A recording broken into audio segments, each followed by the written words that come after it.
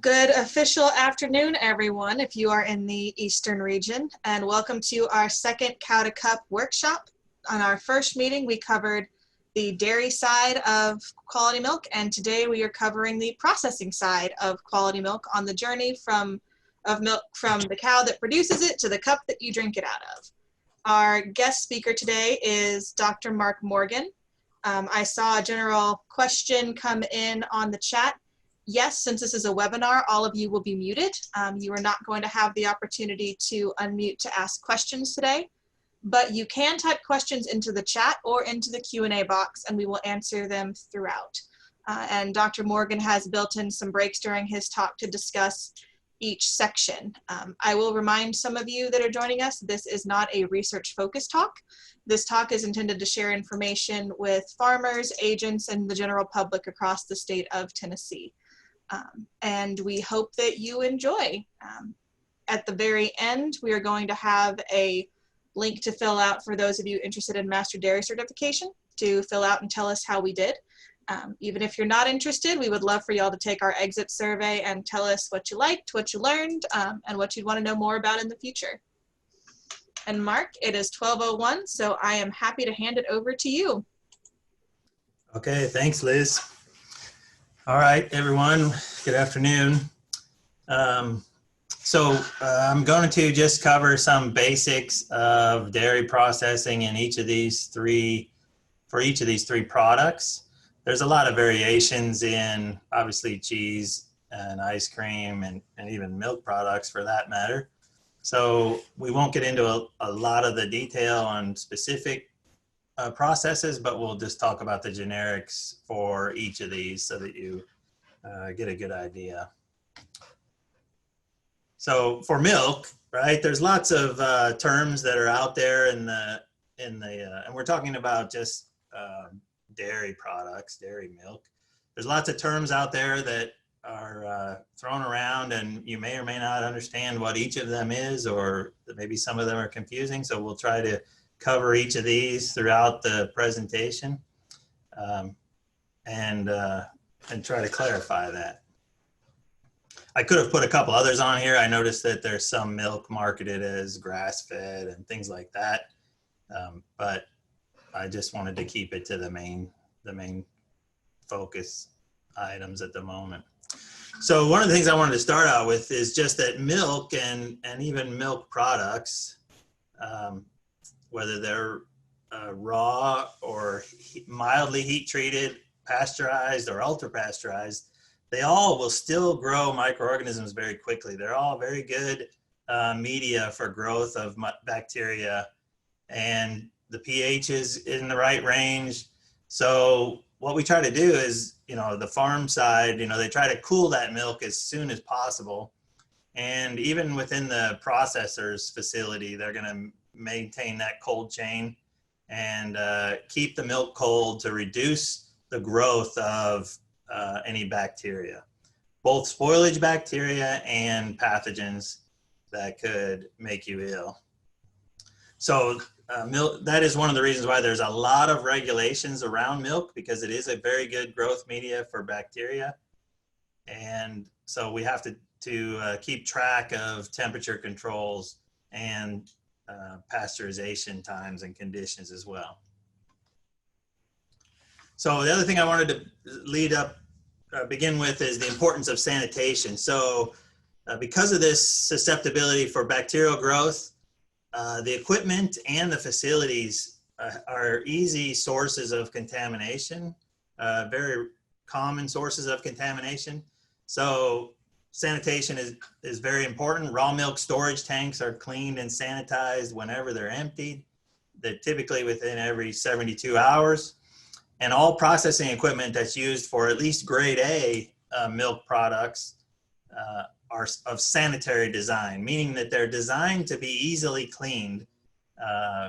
And that equipment is usually approved in the US here by an organization called 3A, which has both equipment manufacturers and end users, as well as regulatory people coming up with those criteria for sanitary design. So the equipment is always cleaned and sanitized daily to try to prevent recontamination or additional contamination to the milk or milk products. So a little bit of regulatory talk about the milks, milk products. So grades. So grade A is a common term you'll see. This is really the only milk or grade which allows you to drink that milk as fluid or beverage consumption. And so fluid milk and even milk products that are listed here, cottage cheese, yogurt, and whey and dry milks, those are also under the grade A category. And so they're covered under this huge regulation called the Pasteurized Milk Ordinance, the PMO. So what that means is that farms producing the milk, which many of you may be aware, must meet certain standards for cleanliness, facility construction, and equipment. And then there's limits for the somatic cell counts, quality of that milk, as well as the aerobic bacteria counts in that milk. So it's highly regulated and under strict quality controls for at least the grade A. Some products like ice cream can be made from grade B, which is a little bit lower quality, but I would say 90% of the products that are made today, dairy products, are probably made from grade A milk. Liz may have some more on that later. So the question is, if we have these high quality standards and we look at all these different packages out there of types of milk, which one's the highest quality? Well, I mean, it's not necessarily the highest quality, but these are all different products, right? The one on the left is what we would call whole milk, which is standardized. So this 3.25% is a standard in the FDA regulations that whole milk needs to meet. And then there's this 2% is reduced fat milk. And then there's the fat-free or skim milk, which is less than 0.5%. And then this one is what we call a cream line product. So it's just the milk with no standardization, no adjustment of the fat level. So whatever it comes from the cow, and I just said 3 to 4, it may be even higher than that depending on the type of cows. But the cream will separate on the top. And I guess none of these really clearly say homogenized. Oh, that one does. The first one does say homogenized. And this cream line product is not homogenized, and that's why the cream settles to the top or floats to the top. This last one is also a low fat milk, which is about 1% fat content. But notice it's a different packaging. This product is in a shelf stable package, a Nestle, what we call a Nestle brick carton, and this does not require refrigeration. So this product could be sitting on the shelf without any refrigeration. All of these others require refrigeration. So they have been pasteurized or ultra pasteurized. And this last one has been UHT processed, which also includes some aseptic packaging. So it's put into a sterile package to allow it to be shelf stable. The other thing I wanted to ask is, which of these is the highest quality packaging? I think glass, some people think, is a higher quality product if it's packaged in glass. So that's a consumer perception, perhaps. And then the yellow jug, there's certain different manufacturers make these yellow jug materials or products. I think that milk is very susceptible to oxidation, so light, causing some oxidized flavors. And the yellow jug and dark cartons definitely help with that, with anything that would prevent light from penetrating into the product will prevent that oxidation effect over time. So that's a key to these different packages. And so what do I mean by quality? When we're talking about, your consumer perception of flavor, taste, texture, whatever, is really what we're saying, what the consumer perceives as quality. All right, so if we want to talk about the pasteurization or the processing, I guess, the milk comes from the the farm and is put in raw milk bulk tanks, so raw storage tanks, kept cool, so that we maintain that low bacterial load if there is anything that gets into that milk. And then typically it's separated, the cream is separated out to help with standardization. So if you're going to make a whole milk product, then a lot of times they will separate the cream. Sometimes that's done a little on warmer product, but this is I'm showing here is where cold separation. So the milk and raw milk goes through the separator, and you have one stream that is maybe 40% cream, and the other one is very low percentage cream. It's what we call skim. So you get the two streams coming out. And then the standardization is where we'll put back some of that cream into the skim to get the percent fat that we want for that fluid product. Then we may preheat it to homogenize it, and then finally pasteurize it, and then cool it back down and store it in now a sterile or a pasteurized tank where it'll go to a filler or a packaging machine for that. So this is a close-up of a homogenizer. So basically what the homogenizer is doing is it's taking the larger fat globules in the raw milk, and it's forcing them through a very small gap, and then making them all more uniform in size and smaller, so that these smaller droplets of fat will take much longer to rise to the top of the milk, hopefully not in the time, the shelf life of the product. So homogenization is basically just pumping it through a very small valve under high pressure, maybe 3,000 to 5,000 PSI of pressure, to try to break up the fat globules in the milk. Sometimes homogenization is just done on the cream before it's mixed back with the skim. Sometimes it's cream and skim mixed together, and then the whole product goes through the homogenizer. It's just a matter of economics and processing layout for the manufacturer. The pasteurization we'll talk in a lot more detail, but basically a heat exchanger, some sort of a plate heat exchanger like this, where the raw milk is in a tank, it's pumped through different heating sections, a preheating section to get it up to 60, and then the homogenizer, and then it may be the final heating section, and then hold for that time of 15 seconds before it starts to cool back down.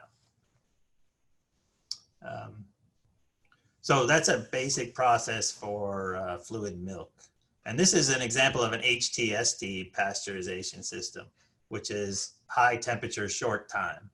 So this 78 degrees Celsius for 15 seconds is a typical HTST temperature. I have it in Fahrenheit later, I just noticed. All right, so how does that separator work? Well, this shows you a picture of the separator. So we pump the whole milk into the middle of some spinning discs, and since the cream is lighter, it will run towards the center of the spinning discs and come out in the center. And then the skim milk is heavier or denser, so it will spin to the outer edges. So you'll get two streams, one stream of cream in the light blue, and another stream of that skim milk. Basic separation. That's a very simple process, just spinning it in what we call a centrifuge or a centrifugal separator.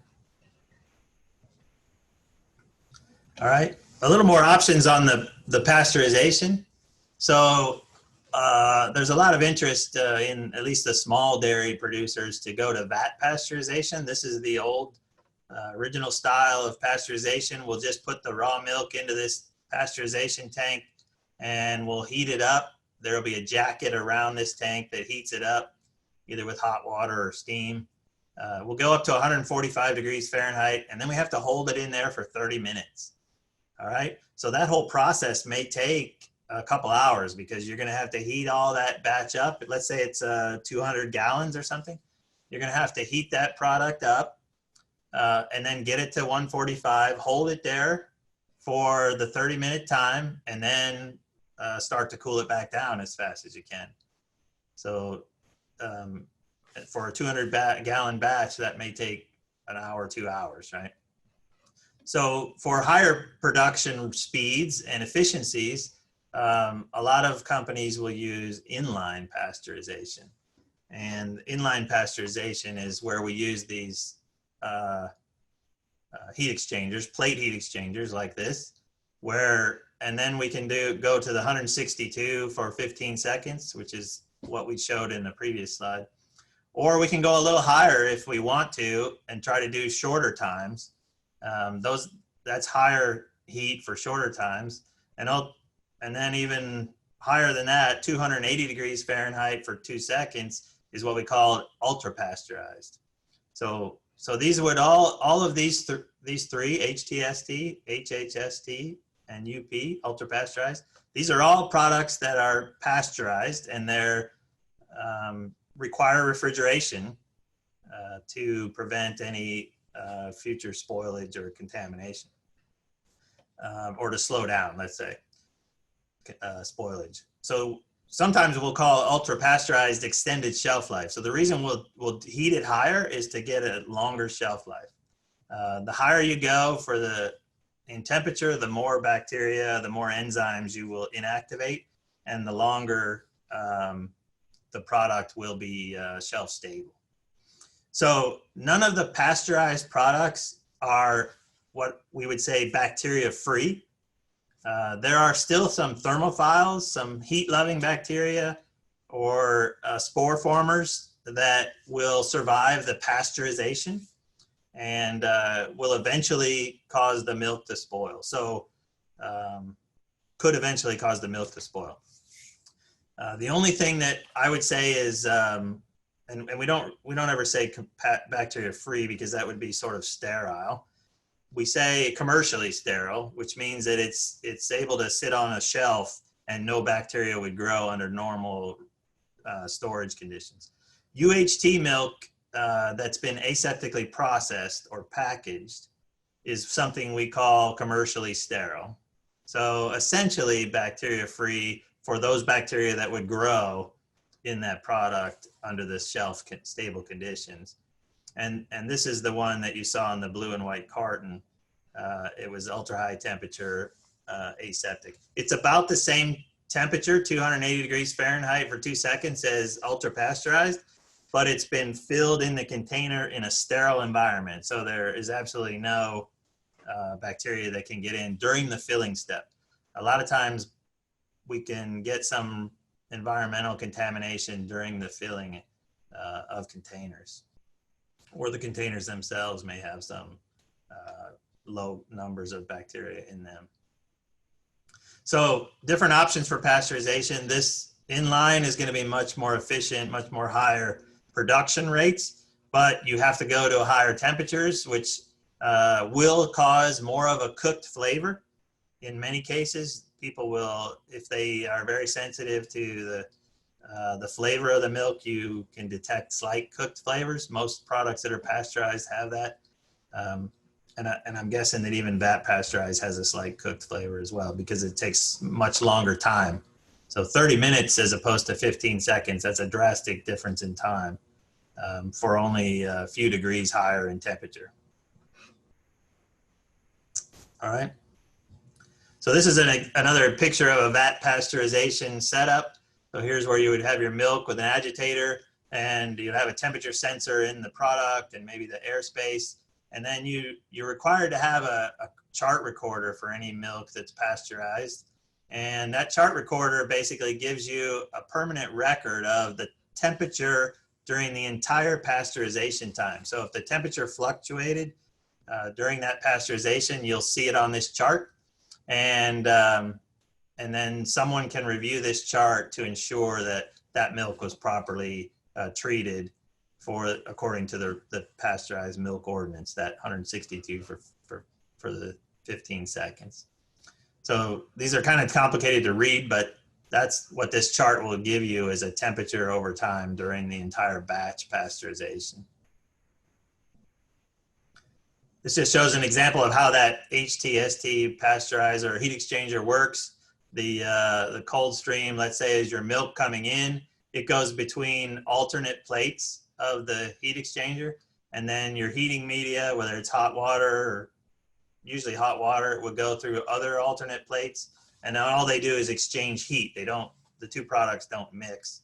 They're just separated on each side of the plates from stainless steel. They're usually corrugated, like you can see, like kind of like a washboard to increase the heat transfer rate. These are commonly called presses, and most dairy processing facilities have them. Even some farmers have small heat exchangers to cool the milk.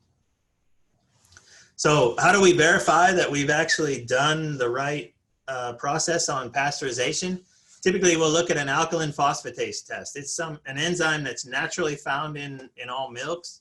And it turns out that if we can inactivate that enzyme, then we've inactivated the bacteria that we're targeting, those pathogens that'll make you sick and most of those spoilage organisms. So if we run an alkaline phosphatase test on pasteurized milk, it should come out negative, saying that that milk was indeed pasteurized. Raw milk would still have an alkaline phosphatase activity, so it would come out positive. Or if there was some contamination that happened in the heat exchanger, sometimes these plates will leak, so you might have some contamination of raw and pasteurized milk. That could happen, and that may show up in an alkaline phosphatase test, indicating that you have some issue with your pasteurization. This is just a picture of a homogenizer from the outside. It doesn't show you much interesting parts, but it's basically a piston pump, and it just has multiple pistons to it to get the right flow rate that you want. And then it's just pumping that milk through a very small orifice or very small valve, and that will reduce those fat globules to prevent the creaming. So whole milk or just cream could be homogenized however the processor is set up. If you only homogenize the cream, then you can get by with a cheaper, smaller homogenizer because you're homogenizing less volume of material. And then you're putting that homogenized cream back in with the milk, the skim milk, to make the 3.25%. So here's a slide that says why we homogenize milk. I would say this last one is kind of suspect, allows a producer to mix milk from different cows into one batch. I don't understand that. Maybe Liz does. But I'm going to say that there's really three reasons here. The prevent the creaming, the homogenizing maybe looks better. Someone doesn't think, oh, it's spoiled. They're starting to separate. It's poor, quality's no good. And it'll increase the shelf life. So if we can reduce the droplets of cream and run it through the homogenizer, we can help increase the shelf life of that product as well. But I think everyone, most typical consumers are drinking homogenized milk. Most milk you find in the store is homogenized. Okay, what are some quality defects that we see in milk? So typically a milk processor will have a quality assurance team and someone that's evaluating the quality of that milk. The milk that first comes in may have garlic and onion in the tanker. So the first thing they're going to do is open the tanker truck and smell and make sure there's no off flavors or off notes that they can detect in that tanker. If they do, they might reject it, right? After it's been pasteurized, you're looking for, how bad is there a cooked flavor? That's usually due to the heat of the processing. You can detect some cooked flavors. Most milks that people buy commercially today have some amount of cooked flavor to them. These next four in here, lacks freshness, acid, fermented or fruity or malty. These are all defects that are due to various bacteria that could be in the milk. Could be that they got in the milk after pasteurization or they got in prior. So lactic acid bacteria might be creating some acid in there. You might have some bacteria that are surviving and growing in the refrigerated conditions that are giving some off flavors as well. So these are really all due to different bacteria that may get in the milk and are producing byproducts that you can detect as flavor notes. Flat or tasteless, that may be, if the milk has been watered down some reason or has no taste to it, you might detect that. Some of these are difficult to detect unless you have the perfect product right side by side. So good and defect material right side by side. And that's what typically a QA person is trained to be able to detect all of these off flavors.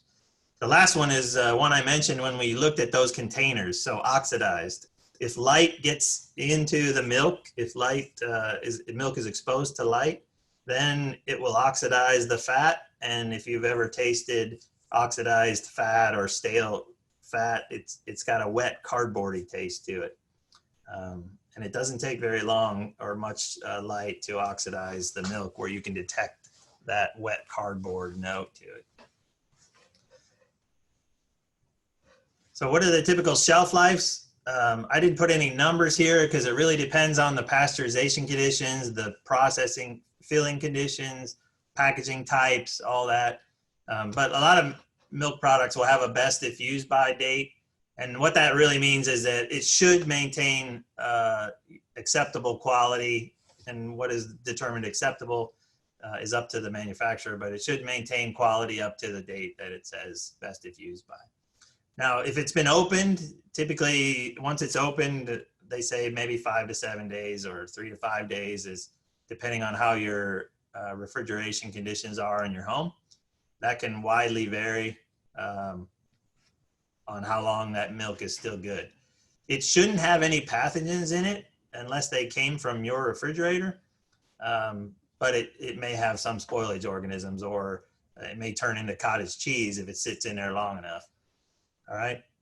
So a lot of times I mentioned recontamination after pasteurization is one cause of early spoilage. There's always some bacteria that'll survive pasteurization or get in during packaging. And the only way to avoid that is to use aseptic processing or extended shelf life processing. So how do you tell if your milk is good? I'm wondering if you're thinking about, how do you tell?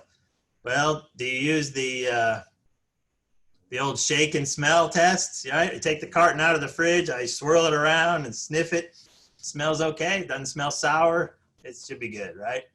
A lot of us do that. Some other of us, sometimes it's in there longer. You can pour some out in the sink. Look for the small chunks that may come out. That may be telling you that it's starting to spoil. The acid buildup is probably starting some of the fat or proteins to coagulate, and you may get some chunks in the bottom. And then finally taste it, or whatever else works for you, right? I've even used milk that had a few chunks in it for cooking. I don't think you notice much. It's kind of like buttermilk at that point. So it's up to you. It's up to the consumer. But this is just a recommendation that's best if used by date.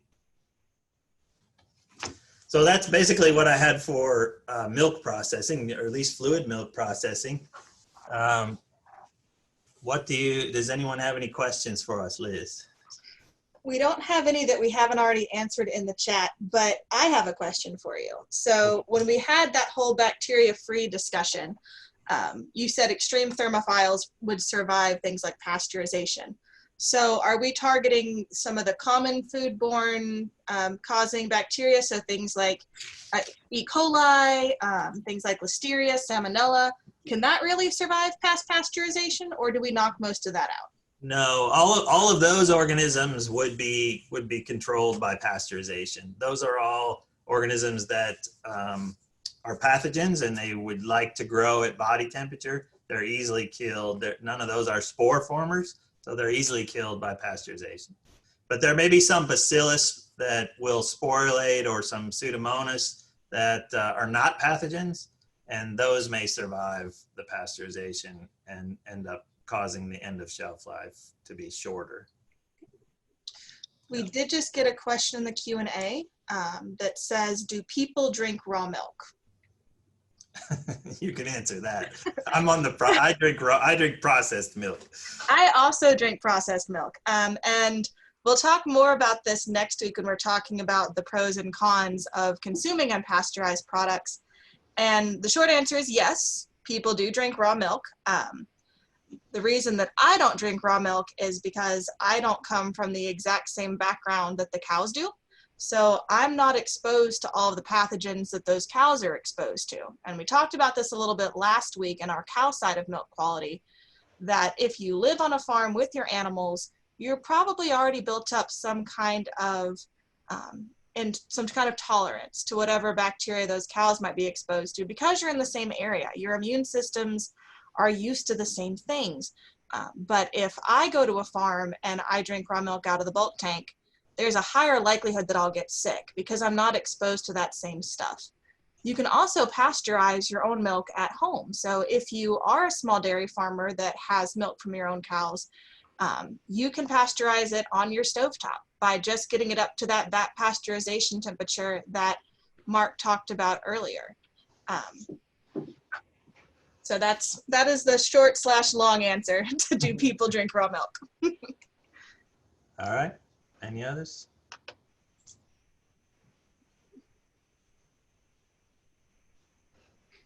All right. I don't see any others. Let's move on. Yeah, we're already 30 minutes in. Maybe we can come back if there's more at the end. We can.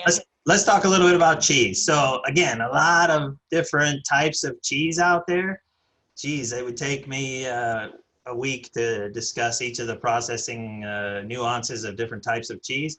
But what I wanted to basically do is say, is in this slide, is say the one on the left is more of a fresh cheese.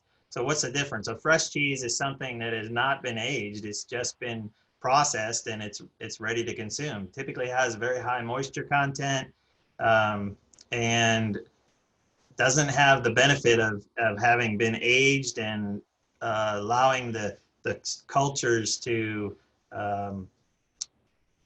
I guess, control any other bacteria or things that would be in there. The aged cheese, things like a cheddar, you know, those are have a lot more, I guess, I don't want to say safety, but they've been around a lot longer. That's preserved a lot better, let's say, and is not as sensitive to foodborne illnesses as are the fresh cheeses. Let's just put it that way. Fresh cheeses are the ones that are much more susceptible to things where there's outbreaks of listeria or salmonella or coli, because they can get in that cheese and people will consume it shortly after it's been processed or manufactured. And that's where it can cause some issues. So, but cheese is basically concentrated milk, right? We're taking the protein or mainly the casein proteins and the fat and concentrating them about 10 times in these hard and semi-hard cheeses. So what's the difference between hard and semi-hard? Well, it typically is described by the moisture content, right? So those soft cheeses or fresh cheeses have a high moisture content, and then the hard cheeses may be lower in percentage moisture. But there's lots of variation in the process, and this process is a complex thing of mechanical, chemical actions, and biological processes all occurring during this production. And so I don't have time to get into a lot of the details, but we know that most cheeses use a starter culture. So you use a starter bacterial culture. Could be a mesophile culture, which grows at room temperature and slightly higher, or it could be a higher temperature culture that likes a little higher heat. The thermophilic culture will help you select out anything that would like to grow at lower temperatures. That's the benefit of that. But really, the starter culture is there primarily to develop acid and to change the flavor profile or the style of that cheese, the brand of that cheese. 3 characteristics: produce lactic acid, which lowers the pH, helps you expel the whey from the curds, and it also breaks down those proteins. And if you need it to, certain starter cultures will produce the carbon dioxide to give you the eyes, like in Swiss cheese, right? The holes in Swiss cheese. If that style or flavor of cheese has that characteristic. So the starter culture is probably the first thing that you would look at in buying a good starter culture to make the product you want. But this is basically an overview of cheese production, let's say. So we start with raw milk. Most cheese is pasteurized. Milk is pasteurized first. and then maybe standardized or filtered before it goes into the cheese vat. And then that's where you'll add the starter culture, the microorganisms in there to start the lactic acid production, start curdling the milk and starting to create the curds. And then you add the rennet as well, the enzyme, which will cause that to curdle and start to separate the curds from the whey. Just to back up, you can make cheeses with raw milk. There's a traditional way, and there are regulations around that. As long as the cheese is aged for at least 60 days, certain types of cheeses can be made with raw milk. A lot of times it's not done commercially because the quality of this milk will determine the quality of this final cheese. And so if there are defects in this raw milk, or certain contaminant bacteria, they may cause the quality of the final cheese to be off. And so you've put all this time and effort into making that cheese product, and it has an off flavor to it, probably because from the raw milk, most likely. All right, so we get the curds to start to coagulate. The coagulum in this cheese vat may take 30 minutes or longer, and then we start to cut them to try to expel the water out of those curds, and then stirring and cooking to heat them up will help to expel that whey, and the cooking may actually inactivate the organisms if that's what we want to do, or some of them. And then finally we drain out the whey. So we drain out the liquid, that's the whey protein and the water that was in the milk, and we're left with basically all the other milk solids, fat, milk, non-fat solids, and the casein primarily. Different processes follow different steps after that. This one shows milling that into smaller pieces, and that will determine the texture of the final cheese. We may salt it or pull it off here. It shows cottage or cream cheese being pulled off. But if we're gonna make an aged cheese or a ripened cheese, we'll pour that into molds, and then we typically press those molds to make it more uniform cheese and push off the last amount of whey, press out the last amount of whey so that we're reducing that moisture content. And then that'll go into the ripening or aging rooms, and where it's all kinds of things are done to it there, whether it's rotated or the humidity is controlled or temperature, everything during the ripening stage. And so, like I said, if it was raw cheddar or something, that may be 60 days that it sits in there. It may be waxed beforehand. It may be wrapped in plastic beforehand. There's lots of different variations to that part of the process. But basically, we're trying to create the lactic acid and cause those casein proteins and fat to coagulate, and then expel the liquid and primarily the whey proteins from that. So yeah, go ahead. Real quick, what are some common cheeses that would have to go through that ripening stage that some of our listeners might know? Well, most of your hard cheeses that you can buy, the cheddars and the Goudas and the things like that, those are all have been aged or ripened for that type of Swiss or things like that. So anything that's fairly dry, let's say, in texture. And the longer you ripen it, the sharper the cheese gets in terms of flavor. So like for a cheddar, the longer it's been aged or ripened, it tends to get sharper and sharper. And that's because the bacteria in there may be creating more and more, there's lots of things going on, but more acidic perhaps. So basically, it just gives you an idea of some of the processing time. So that acid production in the tank may be 30 minutes, and then coagulation may take 40 minutes. Finally, you may have to cook for another 40 minutes, and then draining the whey, however long that takes. Mixing, pressing, maybe overnight to put those in the molds and press them. And then some of them will have a brining, salt brining, whether you dunk them in salt brine or you've sprinkled salt on the cheese. Lots of different options for salting based on the type of cheese, and then the packaging and storage. So just give you an idea of the time frame. It may take a day to make one batch of cheese, or half a day to make one batch of cheese, and then come back the next day to package it because it sits in the press for overnight, perhaps. All right, so that's basic process. So aged cheeses can be made from raw milk. I just want to summarize that. Must be aged at least 60 days. What happens is the starter cultures essentially outcompete any pathogens, or the pH drops low enough that it prevents pathogens from growing or inactivates them. Water activity, the moisture content will be such that you can't have any growth or survival of pathogens, ideally.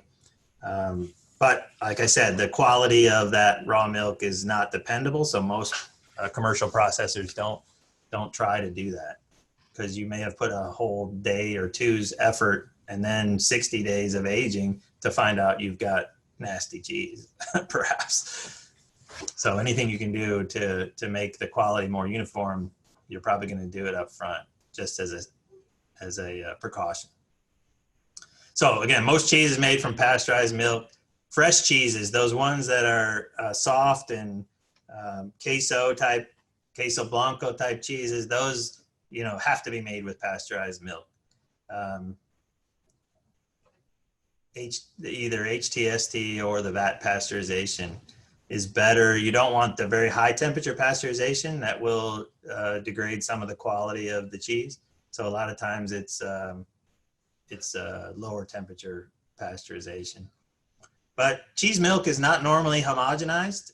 Maybe some types of cheese that it is, but that sometimes when you homogenize and break up those fat droplets, then it makes it harder to expel water, and you may lose some of that fat then in the whey, and some other solids in the whey when you're draining. So typically you don't have the homogenization step prior to cheese making.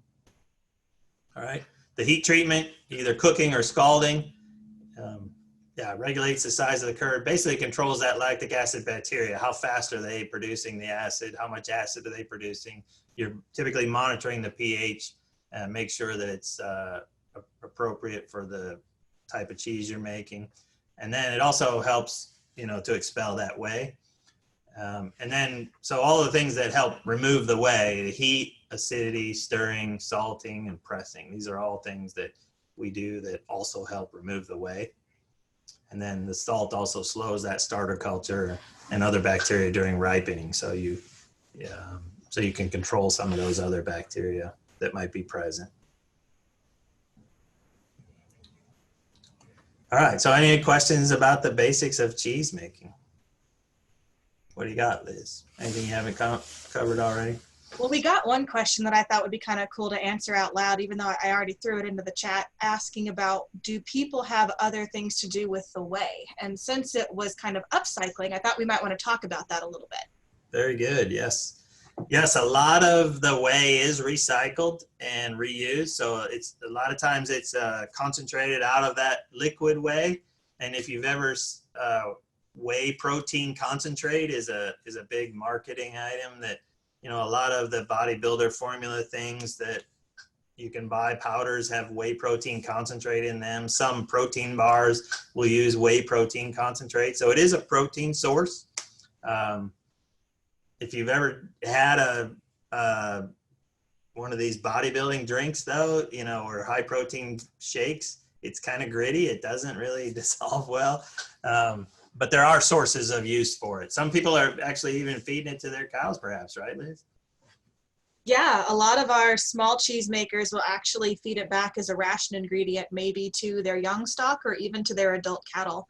Since it has been acidified, it doesn't grow bacteria as well. And it still is a really high protein source. So if we can't use it in the cheese, we can feed it back to the cows. Yeah, it definitely has value. And so if you can find the appropriate supply chain to utilize it, then you're going to gain some value back from that for sure. Dumping it down the drain would be your last choice if you can't find something else to do with it. All right, any others?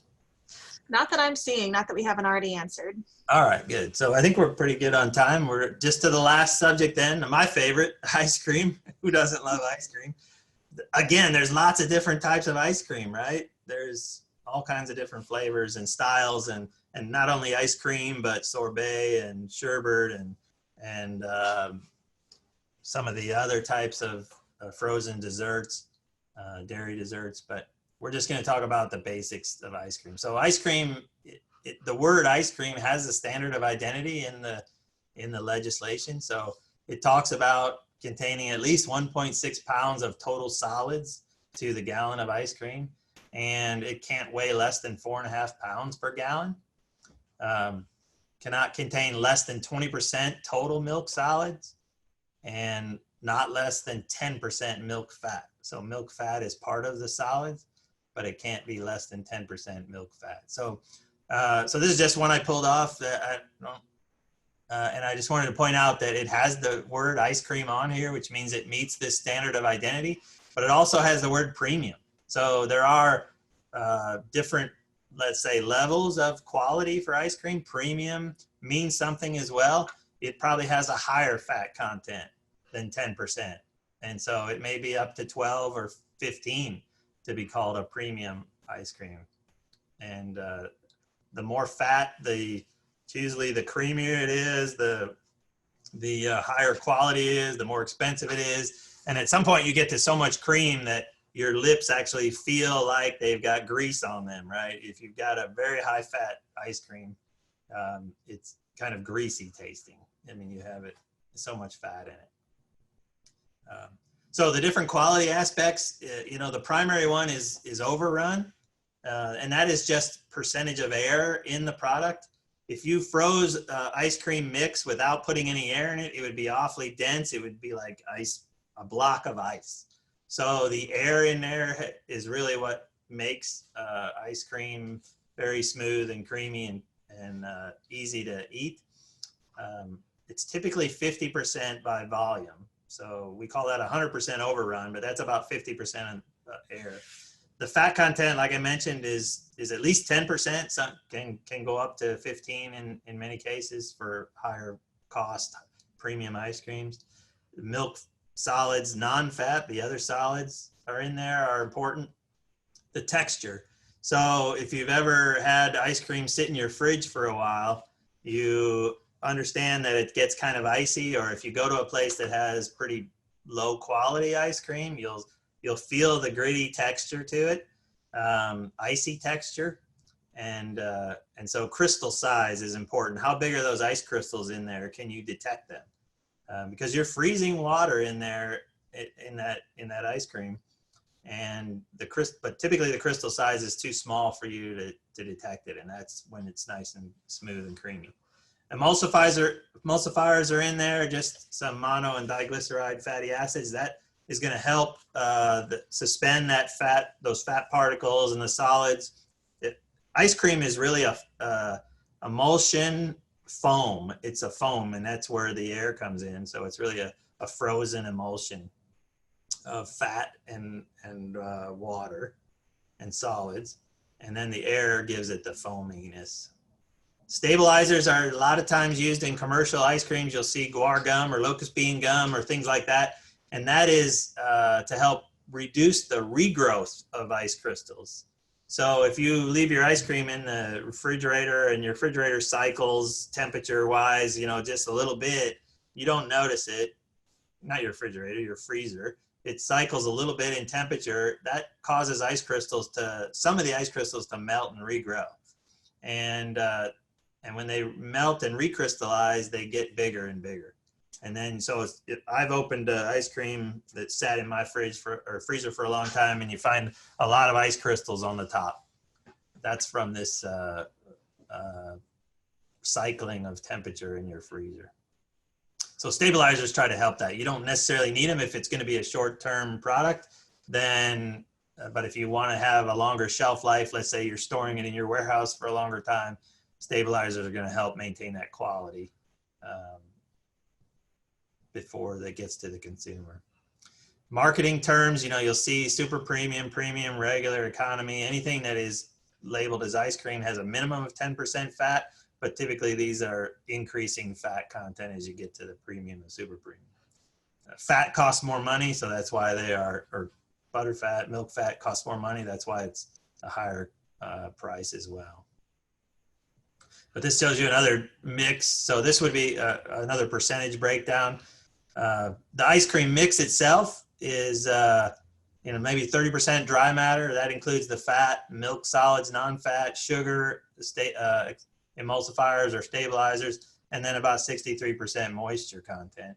And then once you take that mix and freeze it into ice cream, you're not changing any of this amount. You're just adding the air, which lowers then the percentages, right, of the total volume or weight.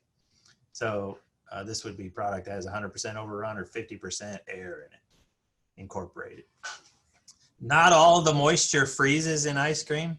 There is some liquid moisture in there, and that is also part of the sensory properties of it. How do we make it? You're basically taking that same milk that was raw milk, separating it to take out the cream, 40% cream or something, mixing that back in with some milk and other ingredients, the sugar, the stabilizers, the flavors, whatever, in a refrigerated mix tank. So you're trying to get that formulation that you want, and then pasteurizing that. And, an ice cream mix or anything higher in fat content, like 10% fat, is going to be pasteurized at a little higher temperature than milk itself. So maybe 5 degrees higher in temperature for the same amount of time that you would pasteurize the milk, whether it's HTST or in a batch or a vat like this. So once we have that mix pasteurized with all of those sugars and cream and milk in it with the other ingredients, we'll age it for a certain period of time. And this just allows the proteins and things to fully hydrate and let's just say do their thing. It makes much better ice cream if you age that mix, especially if you're adding dry ingredients. Like sometimes they'll add dried non-fat milk or something as one of the ingredients. So we want to leave that age in it's a refrigerated tank, so it's kept cold. And then it's pumped through a freezer, whether it's a batch freezer or a continuous freezer. That is where we incorporate the air to make it from just liquid into ice cream foam. And then also when it's done freezing, we may add the flavors, other flavors and inclusions. So your chunks and your pieces of marshmallow or coconut or chocolate or whatever you're adding chunks of. And then we'll fill it into containers, whether it's small pints, quarts, or half gallons or 3 gallons, whatever, into those containers. And then we put it into the hardening or blast freezer to harden it. So that what we want to do is we want to get that soft serve ice cream that comes out of the freezer. This ice cream freezer is sort of soft serve. We want to get that hardened as quickly as we can to prevent those ice crystals from getting large enough that they degrade the quality. So this is a blast freezer, maybe minus 40 degrees or 20 some degrees Fahrenheit, trying to drop that temperature as fast as we can to really harden it so that it's not soft serve. When you open your half gallon of ice cream, you want it to be hard. You don't want it to be soft because it won't stay the quality in the soft serve form. So you got to keep it cold, and the colder the better. And then finally that's, delivered or purchased from the end consumer. All right. So other quality things is the type of freezer, batch or continuous type. If you're using a continuous type freezer where it's pumping the ice cream through the freezer and through a pipeline to a filler continuously, you better know exactly how to control that, or you're going to have out of spec product coming out of that freezer and not know what to do with it, right? So a batch for a smaller operation is going to be easier to control. But the continuous type freezer is sort of like the HTST. You can produce a lot higher volumes for a lot quicker. all of these are scrape surface heat exchangers. So they have some sort of a scraper blade that goes inside of the freezing chamber, and that scrapes the liquid off of the surface of the cylinder, which allows it to freeze more liquid very quickly. And then the design of these blades will typically incorporate the air as well, help incorporate air into that product so that we can get that 50% air into there. This is what we call the dasher. Helps incorporate air in freezing. So rapid freezing is going to be your higher quality and smoother texture. And then if you need to, you can add stabilizers to help maintain that quality for a longer period of time. Ideally, storing it as cold as you can will help as well. Okay, so that's basically an overview of ice cream manufacturing. Any questions on that? We have a couple of questions in the chat. One is, I remember having ice milk when I was growing up. What's the difference? Is it the fat content? Yeah, I believe it's just the lower fat content, right? Just much lower. I don't know. I don't know what the standard identity are for ice milk. I believe it's just so you don't make. So. So this is a good question. So a good point. You don't make ice cream out of milk, right? You have to have a higher fat content. Milk is only about 3 or 4% fat, so you have to raise the fat content to really make ice cream. It's ice milk would be probably just frozen milk. Just frozen milk, yep. And maybe, I don't know about the overrun. I don't know whether it's 50% or something slightly smaller, lower than that, but. I don't know. I had a question one time from someone who wanted to start getting into the ice cream game, and they said, how many cows per gallon of ice cream? And I went, I don't know. What's your fat content? Exactly. The fat it really is focused on the cream. Yeah. All right. We have one more question. What exactly is a stabilizer as an example? Stabilizer. Guar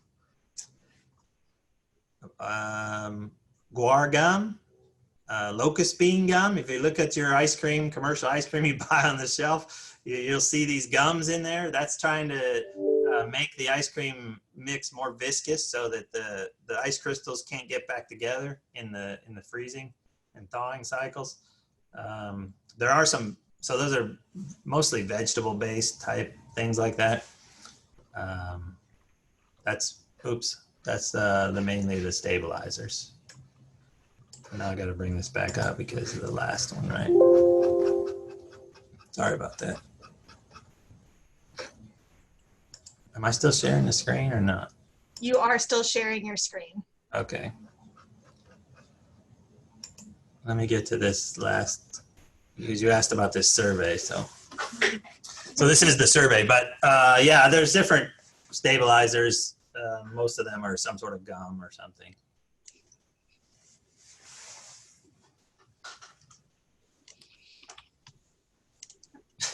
Yeah, I see John nitpicking my temperatures, but we will update those. Yeah, those are to come out of here. Those are conversions, I think, from Celsius to Fahrenheit and rounding up. We want them to be safe for John, so we're gonna give him an extra degree. Yep. So, and y'all, I am posting the link to the post survey again, and I hope we've answered most of your questions as far as what the general processes are for milk when it comes from the farm to the plant and before it goes to the store for you to purchase. Are there any last minute questions about the processing side of what happens with your milk before it comes to your freezer or your refrigerator? Yeah, or your shelf? Fluid milk, cheese, or ice cream, whatever. Yep. What is rennet made of? So rennet is an enzyme that used to come from animals' calf stomachs. Now there are some alternatives that are plant-based, but it's basically an enzyme that causes the proteins to coagulate and drop out of the milk. I remember a cool story from my undergrad dairy foods class that's how cheese was first discovered is shepherds would go out into the field and carry sheep's milk in either a sheep's stomach bladder or a calf stomach bladder, and they would drink it throughout the day. And at some point, it got a little bit chunky and started curdling, and that's how they discovered rennet. We have streamlined that process a little bit since then. So no calf stomachs are used in the making of your modern day cheese. But I remember thinking that that was a pretty cool story at the time. Right.